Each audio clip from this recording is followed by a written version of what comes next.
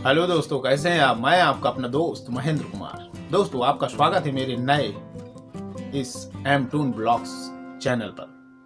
दोस्तों, हमारे देश को आज़ाद हुए तकरीबन 75 साल हो चुके हैं। इस नए वर्ष में हम लोगों ने जब कदम रखा है तो हम अपने जो पुरानी गलतियों को किए हैं, जो पिछले साल में जो गलतियां कर चुके हैं, उसको इस साल में सही करेंगे, दोहराएंगे नहीं और एक नया मुकाम हासिल करेंगे। क्योंकि दोस्तों, आजकल को अगर देखा जाए तो महंगाई की कीमतें इस कदर बढ़ रही हैं। हमारा भारत देश जब आज़ाद हुआ था तो मात्र 26 पैसे पेट्रोल मिलता था उस समय में। आज अगर देखा जाए तो 110, 115, 120, हर राज्य के अकॉर्डिंग अपना अपना एक निर्धारित पेट्रोल बना हुआ है। महंगाई, आटा ले लो, खाने पीने की खाद्य सामग्री ले लो, बीज सामग्री ले लो। किसान भी बहुत परेशान रहता है दोस्तों।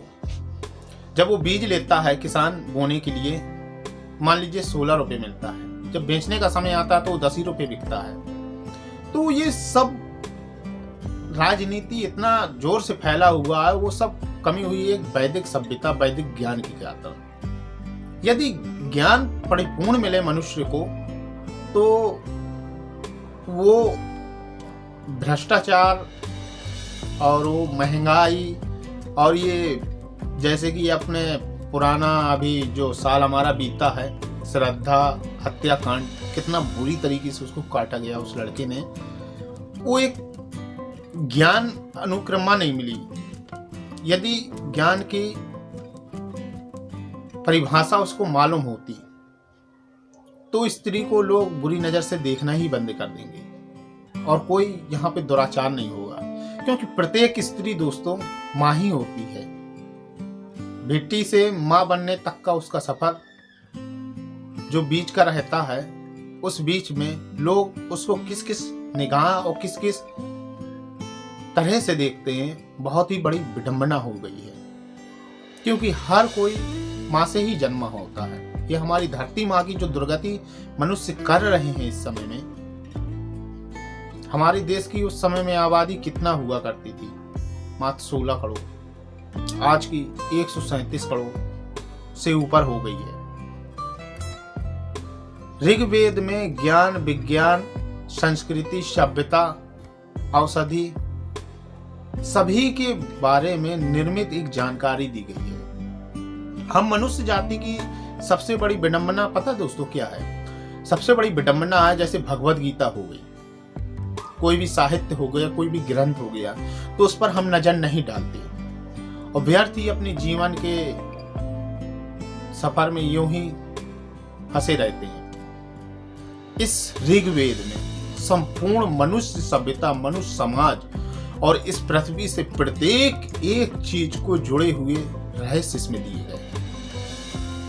जैसे कि इसमें चिकित्सा दी गई है, वायु चिकित्सा, हवन चिकित्सा, जल चिकित्सा, यज्ञ चिकित्सा।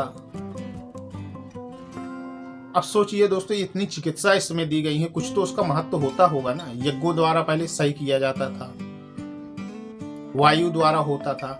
आप देखेंगे अभी जैसा कोरोना हो रहा है, जब ये वायुमंडल खराब होता है, ऑक्सीजन की कमी होती है। इसमें हर चीज की ज्ञान और जानकारी भरी पड़ी हुई है दोस्तों, संपूर्ण ज्ञान। सप्त ऋषियों ने इसको जब रचा है। ऋग्वेद ओरिजिनल 7 ही मंडल पाए गए हैं इसमें। 2 के उस साइड अलग हैं, 2 से जो नीचे हैं और जो 10 से बीच में है, यानी कि 7 मान लीजिए कि 7 मंडल ही ऋग्वेद ओरिजिनल है। इनको सप्त ऋषियों ने बहुत परिपूर्णता से रचा हुआ है। यदि इस ऋग्वेद को हम लोग पढ़ें, अभी जैसे कि भगवद गीता होती है तो उसमें जैसे युद्ध के बारे में बताया गया है, उसमें युद्ध के लिए नहीं बताया गया दोस्तों। आदमी कह देते उसमें लड़ाई हुई है। भगवान श्री कृष्ण ने पूरे में कहा है, अर्जुन उठ, अर्जुन उठ, युद्ध कर, अर्जुन उठ, युद्ध कर, अर्जुन उठ, युद्ध कर। अपने ही परिजनों को मारा काटा है, ऐसा नहीं है दोस्तों। उसमें एक धर्म निर्वाह करने के लिए, एक जीवन को सही बनाने के लिए, सेल्फ रिस्पेक्ट बनाने के लिए, इस प्रकृति से जुड़े बहुत ऐसे रहस्य हैं। महान एपीजे अब्दुल कलाम ने इसी धर्म ग्रंथ को पढ़ के इतनी बड़ी मिसाइलों की खोज की, क्योंकि मैं इस संदेश को, अपनी वीडियो को बहुत जगह जगह पहुंचाना चाहता हूं। मेरा साथ दें, कृपया इसको शेयर करें और सब्सक्राइब करवाएं और कमेंट में ये ज़रूर बताएं कि यदि मुझसे कोई गलती होती है तो मैं उसको सुधारूंगा और सही जानकारी आप तक पहुंचा पाऊं। क्योंकि एक जानकारी झूठ दोस्तों, वो एक ऐसी आग की तरह फैलती है कि अपने कई वर्ष तक बच्चे वही जानते हैं। तो मेरे से कोई गलती ना हो, इसमें भी आप ज़रूर बोलिए। जब तक के लिए मैं आपसे विदा चाहता हूँ। नमस्कार दोस्तों।